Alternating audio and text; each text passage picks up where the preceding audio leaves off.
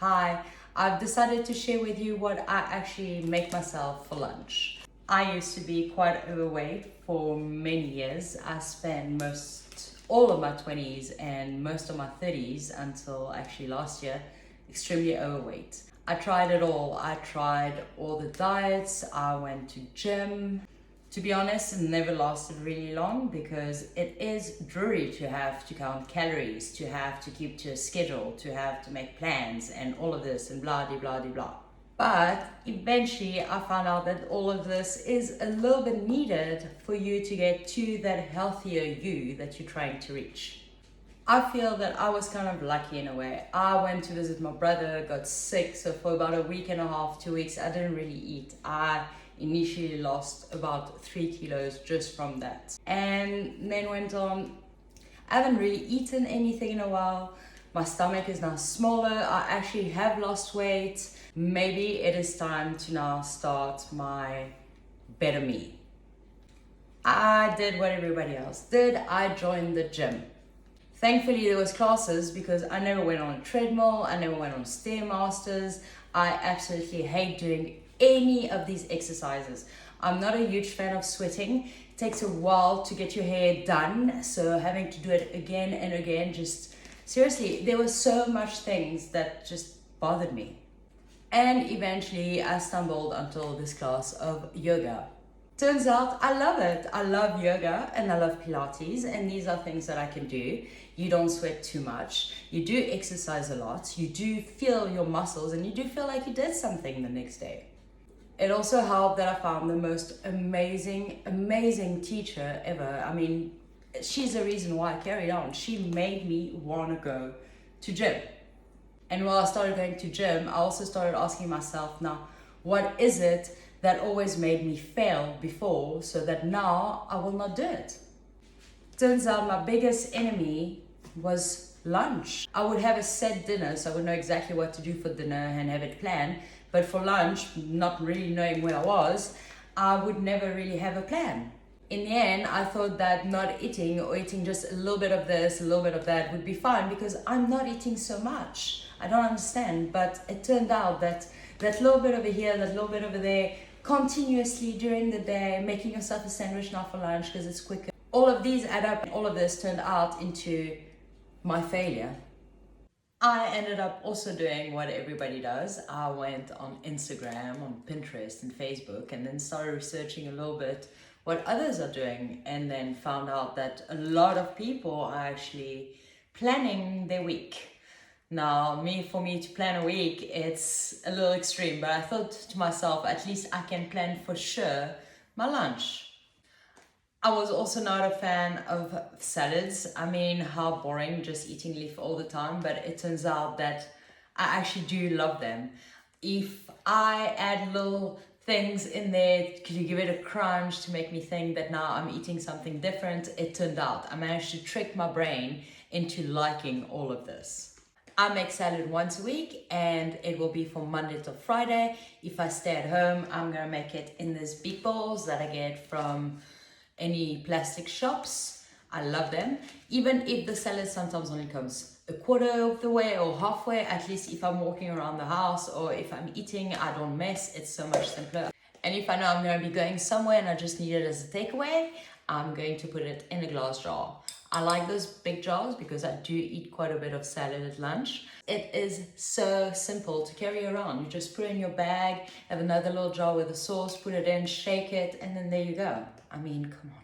Yesterday I made chicken. I have leftover of that I will make into 2 salads, and then I'm gonna also make 2 tuna salads. I don't need to make anything for Friday because I'm going out for lunch. What I'm going to do first is prep everything. I've got cabbage. I normally put 1 little cabbage like this per salad. I grate it. I have some tomatoes, which I leave whole because it's better. They don't lose their juice. They don't make everything else wet. Some spring onion, just for the taste. I also have some baby spinach, rocket, and watercress. I like a little mix of all the different tastes. I always add some form of beans, so I have chickpeas and the beans in there. It's very good for your digestive system. I also have mealies. I normally add those if I make my tuna salad. I like quite a bit of it with the tuna. And also to make it a little bit creamier, I tend to add some goat milk feta instead of mayonnaise and things like this. I can't have normal lactose cheese. I'm quite allergic to it. So everything is goat cheese or lactose free in this house.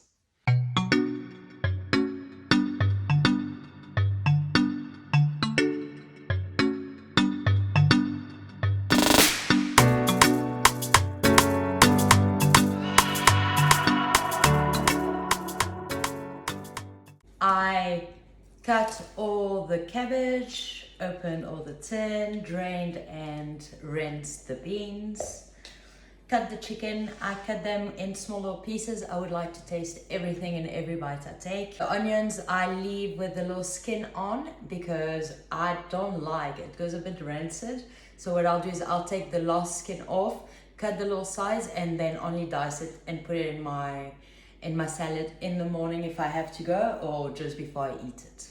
What I normally do is just set everything up and start filling. I know I want 2 with tuna and 2 with chicken, so I'm gonna start with those, put them at the bottom. And I'm going to take the chicken for when I go out so I don't smell like fish. Half in here and then the other half in here. Sure it's nicely mushed. Remember, a piece in every bite. Once that's done, I normally add the beans or mealies. I'll put the mealies with the tuna, and the beans I'll just put in all 4.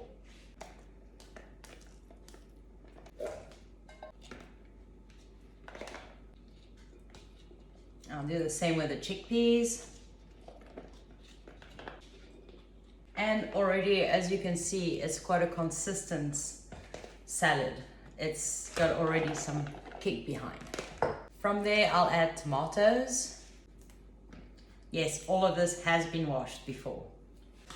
And I don't put too many tomatoes because I'm not a huge fan, but it is good for you. I will eat a few. In the ones I want to put some cheese, I will add it now.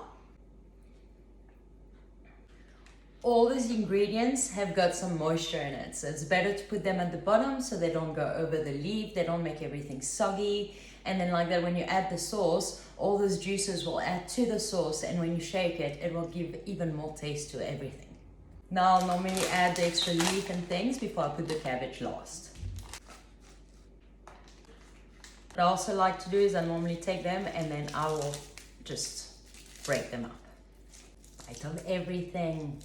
Finally, before I add the cabbage, if I want to put some garlic or some spring onion or anything like that, this is a moment to do it. I'm gonna add some spring onion. I love spring onion. The taste of spring onion and leeks are my favorite. And finally, I add the cabbage. I add a lot of cabbage because I found that cabbage is what actually makes me full. The crunch to it makes my brain think that I'm eating a lot of meat or a lot of something really consistent. I feel full no matter what. Even if I actually just have cabbage, I'm fine. In the balls, I'll normally just cut them with a knife like that. It is a bit thicker. But if I put it in the bowl, in the glass bowl, I will shred them so it goes everywhere. Finally, I'll just add the onion on top of everything. As I said, I will cut this right at the end before I eat, or in the morning in case I go away. So there you have it. Now these will last 4 to 5 days in the fridge. I don't keep them past Friday. I mean, by Friday they will be all gone.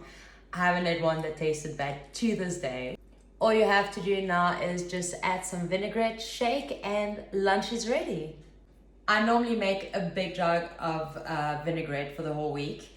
My go-to is super simple. I put just Dijon mustard with some vinegar until it's all mixed, and then I add some olive oil. I see how it tastes, add a little bit there, a little bit here, and then that will be the base. Afterwards, I can always zhuzh it up with some garlic, some coriander, add a few things in there, a little bit of soy sauce to make it Asian. It's endless. I hope this helped and motivated you to give it a go. Until next time.